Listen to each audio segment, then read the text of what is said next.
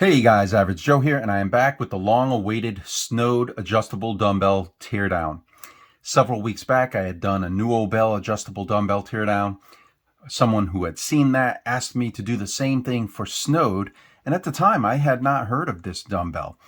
I looked it up, purchased the AD28, that's the 28-pound version of their dumbbell. They also sell an AD50 and an AD80. According to the manufacturer, there's only one difference on the AD80, the 80-pound dumbbell, and I'll get into that a little bit later in this video. But before I start tearing this handle down, let's go over what I plan to cover in this video. We're going to take a look at the external build quality, the internals. I want to talk briefly about plastics versus metals. I think there are some misconceptions here.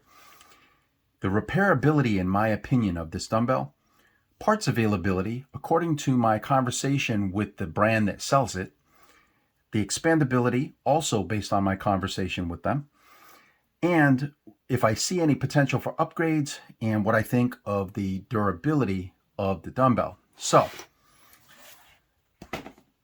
before I start tearing this down, let's take a look at the base and the plates. So this is all cast iron except for these two steel runners.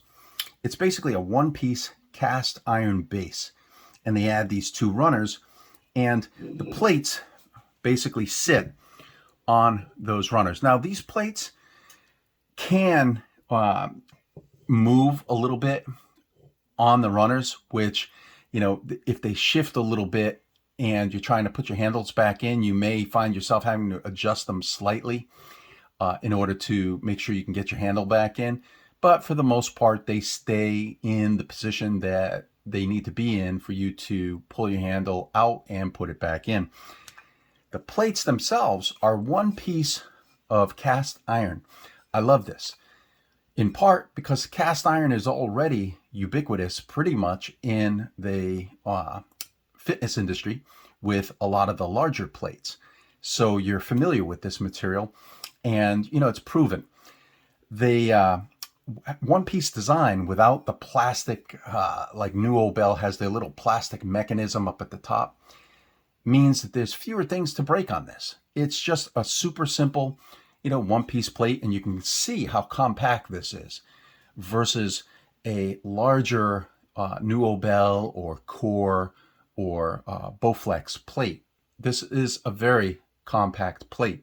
And these dovetails simply slide into each other on these plates. The way that the assembly is held together is, let me put this aside for a moment, is that the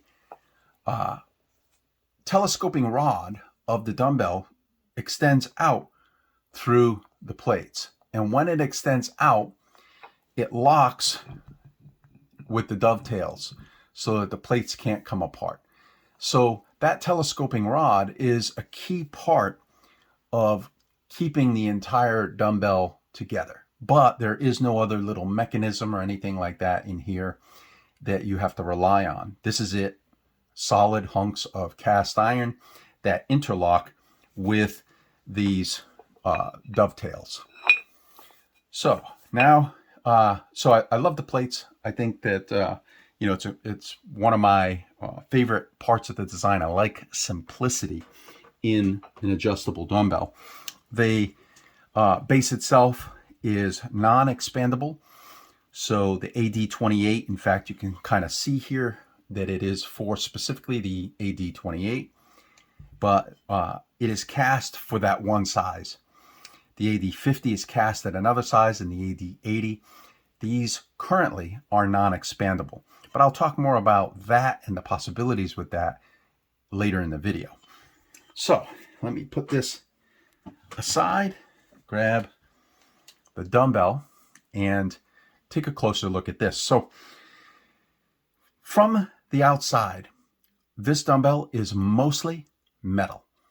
The only plastic on the external part of this dumbbell is the ring that you turn to adjust the weight.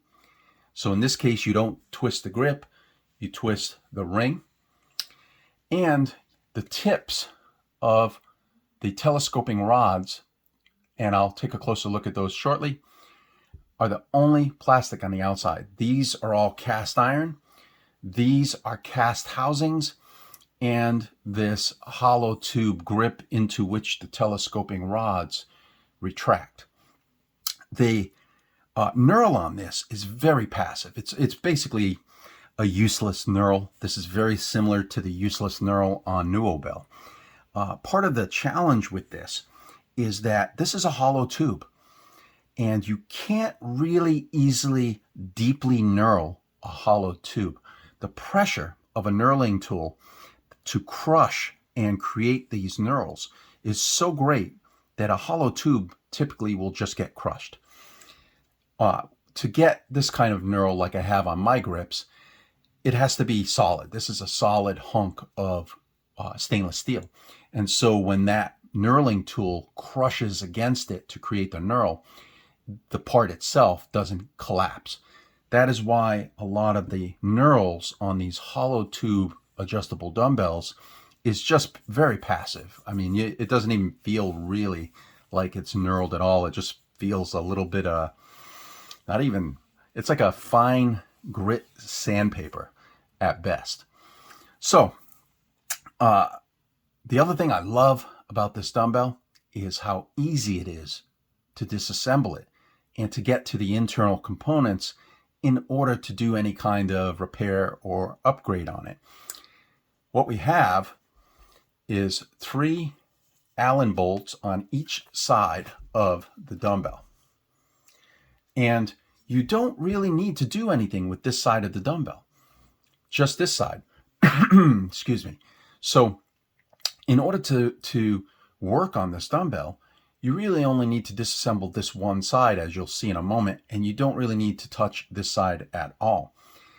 So let's first remove these 3 Allens, which are a 4mm Allen.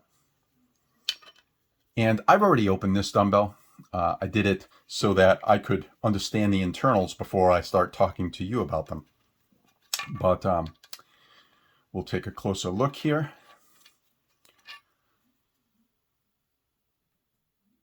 And these 3 Allens hold on this end plate. This piece of cast iron plate is fastened with just these 3 Allen bolts.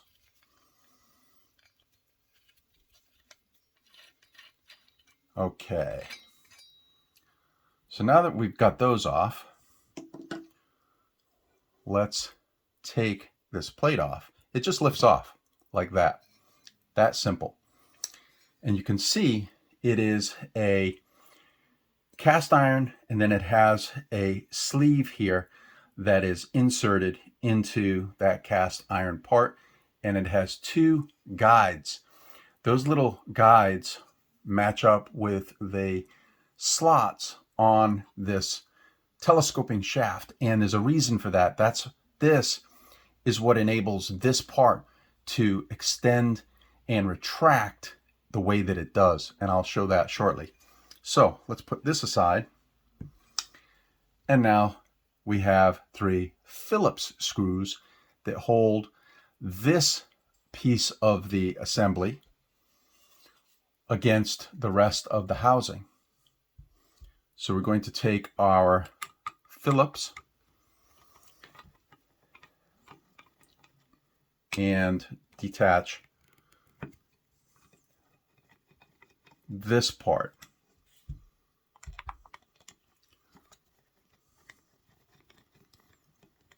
Okay, so this now lifts off as one piece as well.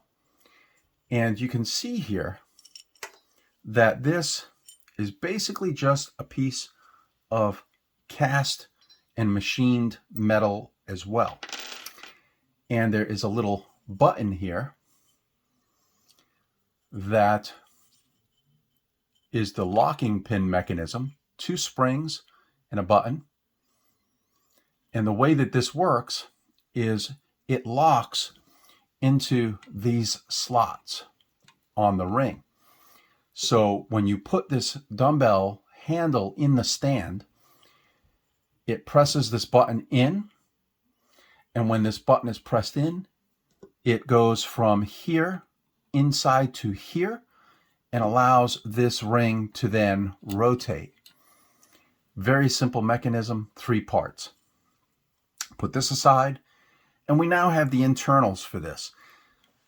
One of the things that I should point out here is in videos that I have seen for this dumbbell, the marketing videos, it implies, at least in the colors that they use and the 3D imagery, that these are metal gears. They are not.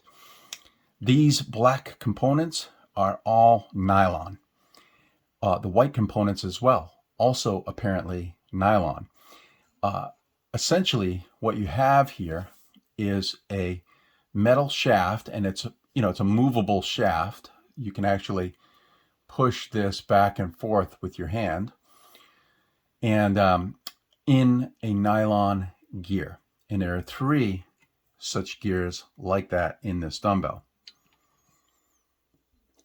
And then you have the red plastic dial. This is the thing that you would turn in order to change your weights. Let's take a closer look at that here.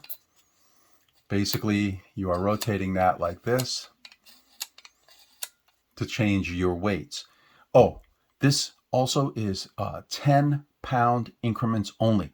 So you can see here that there's only 3 settings on this particular dumbbell. It's 8, 18, and 28. On a SNODE, if you want to get increments, you're going to have to use magnetic adder weights, which is fine. This is a cast iron. So you should be able to use an appropriately shaped adder weight to add a, let's say, 5-pound or 2.5-pound increment to the dumbbell, but the dumbbell itself can only work in 10-pound increments. So let's lift this ring out. It's a very simple piece. It is part plastic and it's got a metal sleeve in it. That metal sleeve has the little grooves, and those grooves match up with the detent ball bearing right there. So this here, let me show you. This is simply a ball bearing detent that clicks from position to position, and that's why when you have this thing in here, you hear the audible click. That click that you hear is the ball bearing moving from position to position on this ring. So we take the ring out, and now we're left basically with one center shaft with its own gear. Let me move this stuff aside here.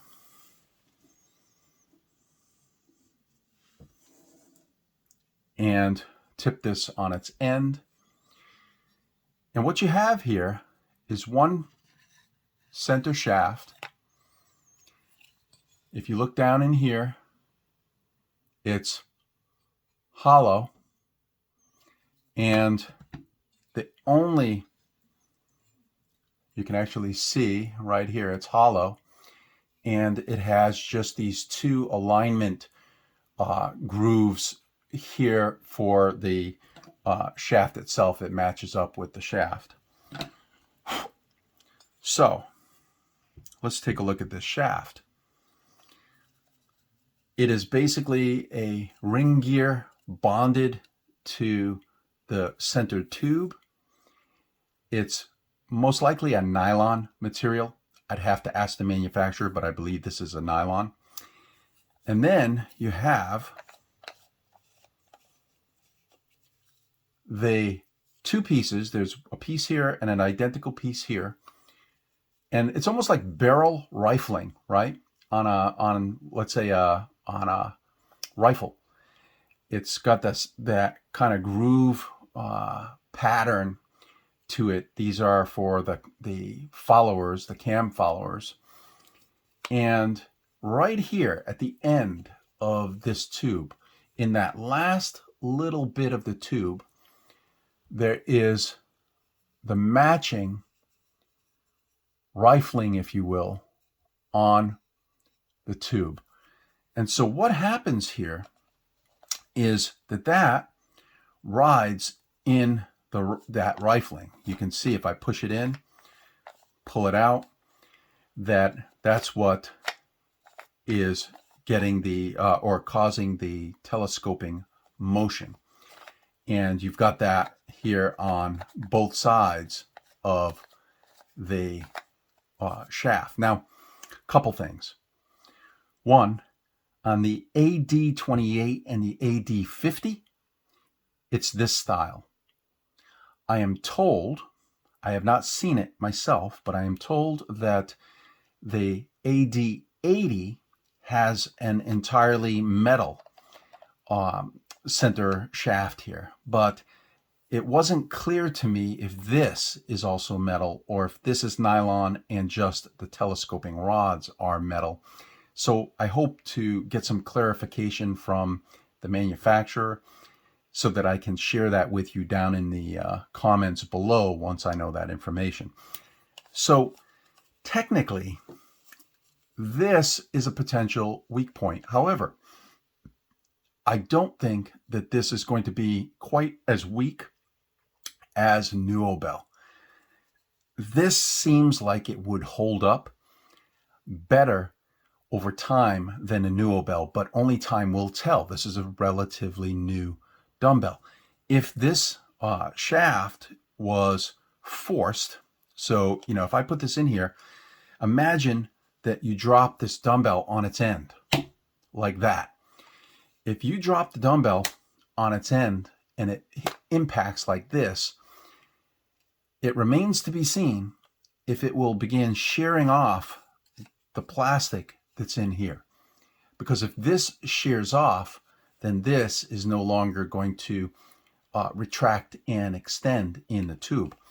So that would be one of my concerns. I wouldn't be as concerned as I am with the NÜOBELL, only because of how delicate the NÜOBELL design is with its little cam followers. But it has, that same issue with the kind of the plastic parts that are engaged to create the extension and retraction of these shafts. So, and of course, this tube is otherwise hollow. These are the only parts that are in this tube. So the further that you adjust the weights outward, right, as you go up in weight more and more, you basically have less and less of this tube still inside this handle. So right now, for example, it would have, let's say, this is how much of the tube would still be in this center tube here when it's fully extended and holding 28 pounds. And as you go out further to hold 50 pounds or to hold 80 pounds, you'd have less and less of this in here. It's almost cantilever, right?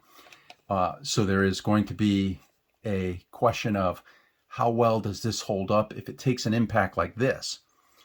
If your dumbbell hits the ground at an angle because you accidentally drop it like this, how well will this hold up to being dropped at an angle such that, it's causing this thing to tweak inside this inner tube? Now, that metal sleeve may help as a reinforcement for this part, but I don't know what'll happen when this thing hits the ground at an angle. In a future video, I may do some drop testing with some of these dumbbells just to see how they hold up with drops.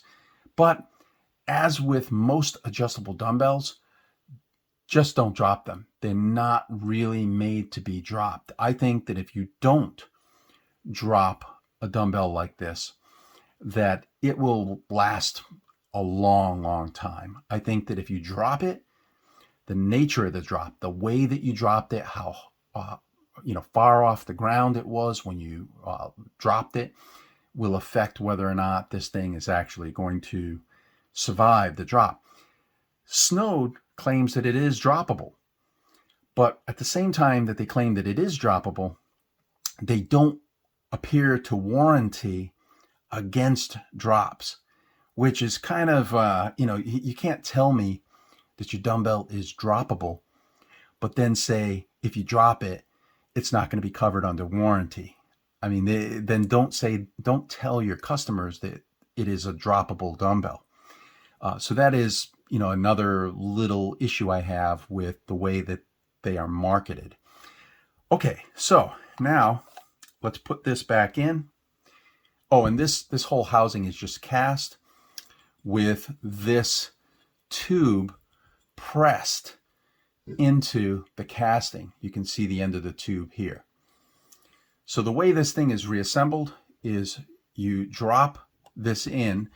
These two grooves are going to line up again with these two, okay? So you're going to drop this tube in and you're going to turn it until it falls into place. Then you take this ring and you put the ring back on, but you want to put it on such that the lowest weight setting shows in the window. So we're going to put that on like that. Okay. Now we need to put our 3 gears back in.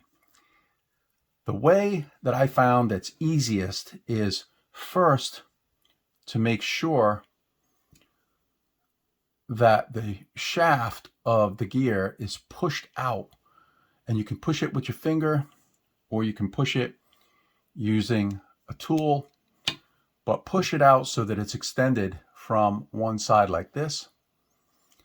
And then you're going to need to look at this assembly here for the 3 positions where these gears go. And you can tell because the same positions that hold the narrow screws, these here. It's not these. These are for the larger bolts, right? These holes are for these. And these are for the screws. Where these screws go is where your gears go. So what we do is we position this over the pocket that it goes into. And it takes a little bit of finagling, but it's not too bad, to try to find the position into which the gear drops. And sometimes I get it on the first try. Other times I have to play with it a little bit. But there we go. Okay, see that dropped into place? Now it's even with the black gear ring that's on this shaft. Then we do it again for the second one.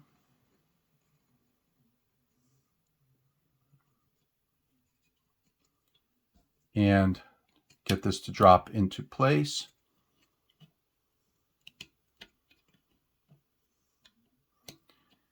And it's all about the alignment, really. Once you nail the alignment of the parts,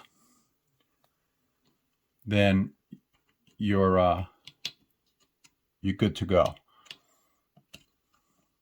But in terms of assembly difficulty, there we go. It dropped down into place. Now, once these two are in, it means that the teeth on this and this are all going to be correctly oriented to each other. So this here will have only, the one position that it can go, drop into. And in terms of assembly, this is one of the easier ones, even though you've got to finagle with the, there we go. Even so, all 3 are level, you can see now. Even though you've got to finagle with them a little bit, that is pretty darn easy. Anybody, even if you have to take a little extra time to align these 3, Anybody could do this. Now, when you're putting this plate back on, you need to make sure that the locking pin mechanism is perfectly opposite the number in the window, okay? So our number is here, and our locking mechanism will have to go here. And you'll know you're doing it right because these are also going to be lined up with your gears, right? So you're going to drop this down into place, and then take your 3 Phillips screws, put those in. So let me tighten these. Sorry about the shaky camera. Once again, I'm using my desk mount for my phone, and it is not the most stable setup. Make sure, by the way, that you actually use thread lock. I'm not using thread lock for this video, but use thread lock on these nuts and screw, or the bolts and screws. That way they don't back out on you. Okay, number window there, locking pin there. Now we take our plate, and once again, you're going to make sure that this is oriented correctly for the rest of the dumbbell handle. So when you look at this window with your weight number in it, that's here. That is going to be lined up with the male dovetail. The female dovetail will go toward the locking pin mechanism at the bottom. And notice that these 3 holes are oriented the same as these 3 holes. So when you put this over like this, oh, one other thing. Notice what I did. I slid these 2 notches into these 2 notches. So I slid them in like that, and I rotated this so that we're in position. Now drop our bolts into place. Get our alignment such that they all drop. You see how they all drop down into the corresponding holes. Now, let me move this over so I don't hit my camera. Once again, use thread lock on these. And we just tighten these down. That is how easy it is to assemble and disassemble this dumbbell. I love it. You know, compared to the NÜOBELL, this is a no-brainer. This is a dumbbell that, so long as the manufacturer will sell the parts to replace if they break, it is a very easy to repair, disassemble, and assemble dumbbell. I love that. This is the way that an adjustable dumbbell should be designed if you're going to, kind of try to make it last a long time. Because in the event that one of the components breaks, you want your customers to be able to just easily replace those parts. And every single one of the internal parts on this is replaceable. It's not something that if you break it, you got to kind of toss out your whole handle because one tiny little plastic part broke, like the NÜOBELL. That's crazy. So in terms of repairability and upgradability, I love this. This is a great, simple design. But the gears aren't metal like we all probably thought that they were. They are nylon, but I'll talk about that more in a moment. So let's go back to my little chart here, and let's go over some of this.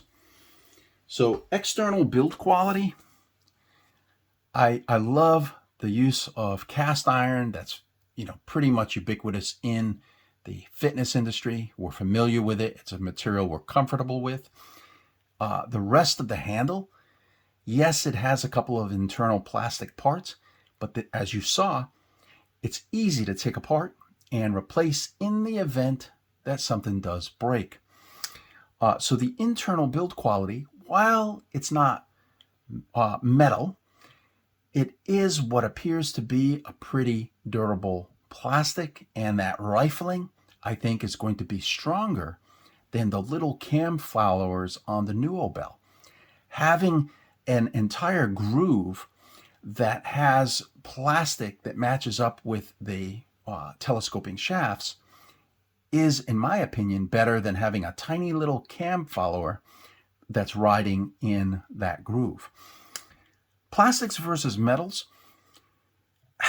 I know I make metal replacement parts on things like Bowflex for their plastic OEM parts.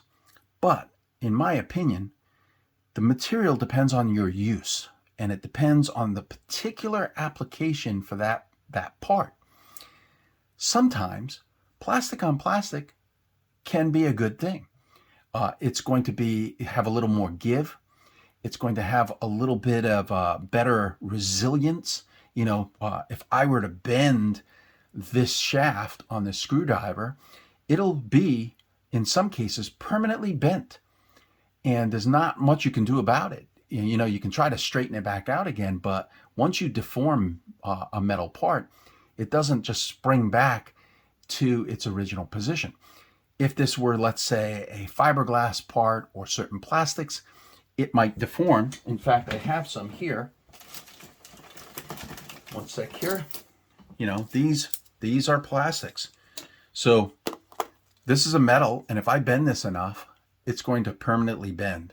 It will not spring back to shape.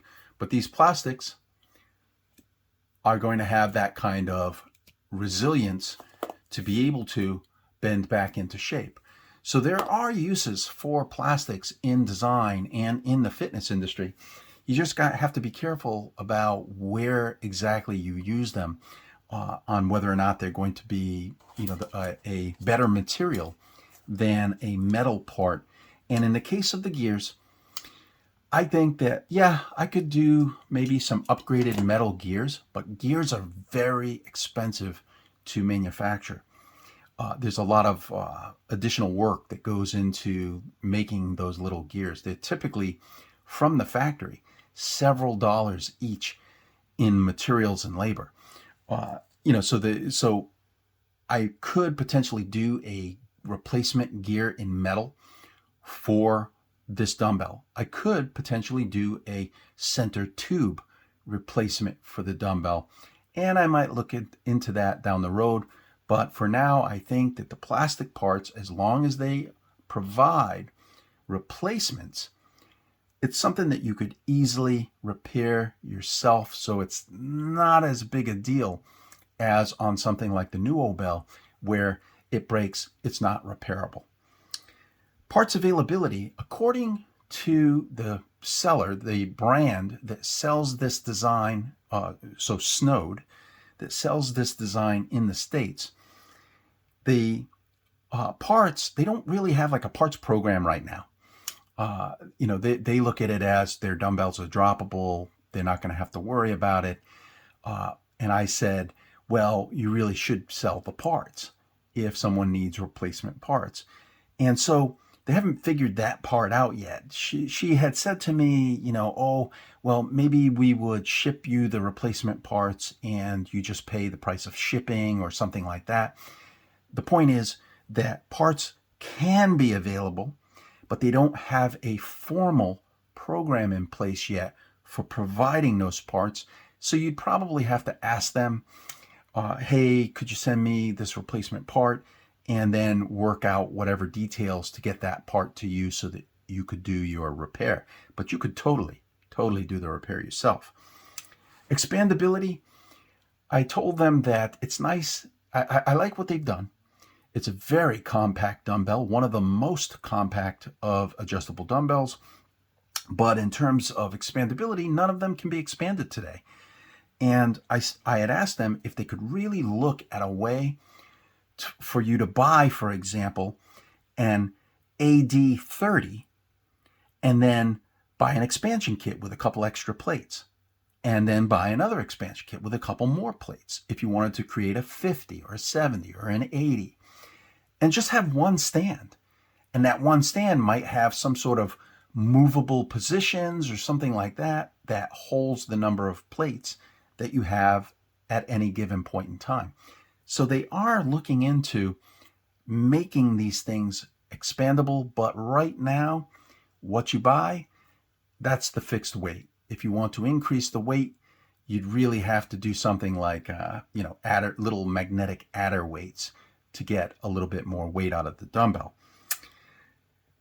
Upgrades, as I mentioned earlier, I could totally see doing little gears, maybe the center shafts, making them like solid metal. One concern I would have about that is metal on metal movement. Right now, it's plastic on plastic. And when you're moving plastic against plastic, the coefficient of friction is very low for this without any lubricant.